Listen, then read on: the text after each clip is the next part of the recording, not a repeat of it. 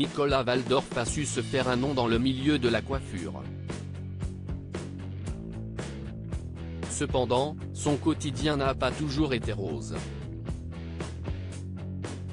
Ce mardi 17 janvier 2023, le coiffeur a brisé le silence sur son compte Instagram. Il y a expliqué ses difficultés financières, malgré le monde et malgré le chiffre d'affaires généré par son affaire. Nicolas Waldorf a prouvé que l'on pouvait vivre de sa passion. Le jeune coiffeur, qui s'est fait connaître du grand public avec l'émission Incroyable Transformation, a pourtant connu des années de galère bien avant la gloire. À une époque, j'étais dans un appartement qui donnait sur un puits de lumière. J'avais un petit lit avec un petit matelas, une armoire assez fine où j'empilais mes vêtements. Je me chauffais avec la plaque rouge de la cuisine. Je n'avais pas une thune.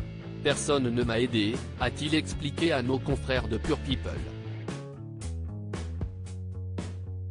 Avec le temps, heureusement, son travail et sa résilience ont fini par payer.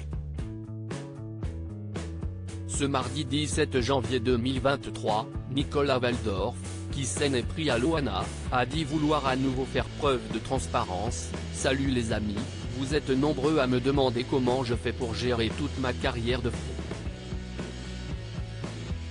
Je vous ai souvent caché la vérité, pensant que la chose la plus importante était de vous divertir, mais j'ai décidé de vous dévoiler toute la vérité, promet-il dans un post Instagram.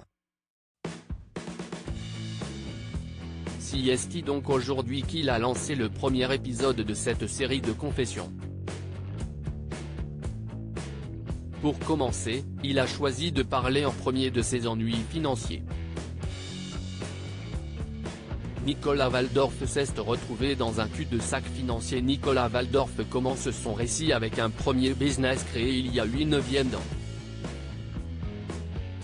Il rachète un salon de coiffure à vendre, lâchant un gros groupe pour vivre cette aventure. Au bout de 6 mois, M6 s'est intéressé à mon concept.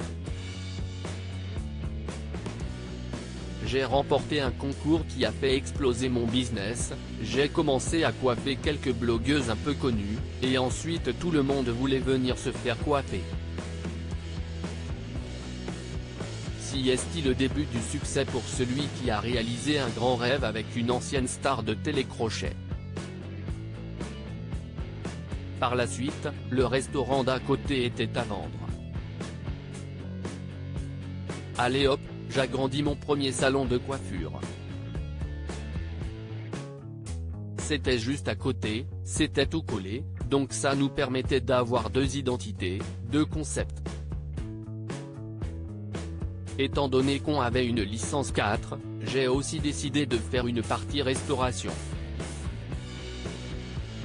Poussé par le succès, Nicolas Waldorf a vu son empire s'étendre. On s'est développé, il y a eu l'aventure télé, puis j'ai décidé d'aménager dans un très gros salon qui était sur le trottoir d'en face, pour faire un très gros salon de coiffure. C'est là-bas que le coiffeur d'Incroyable Transformation élabore un autre concept, vadrouille, mêlant salon de coiffure et boutique de décoration. Mais toujours d'après ses dires, c'est aussi là que les ennuis commencent. Il y a eu des années de prospérité, je peux l'avouer.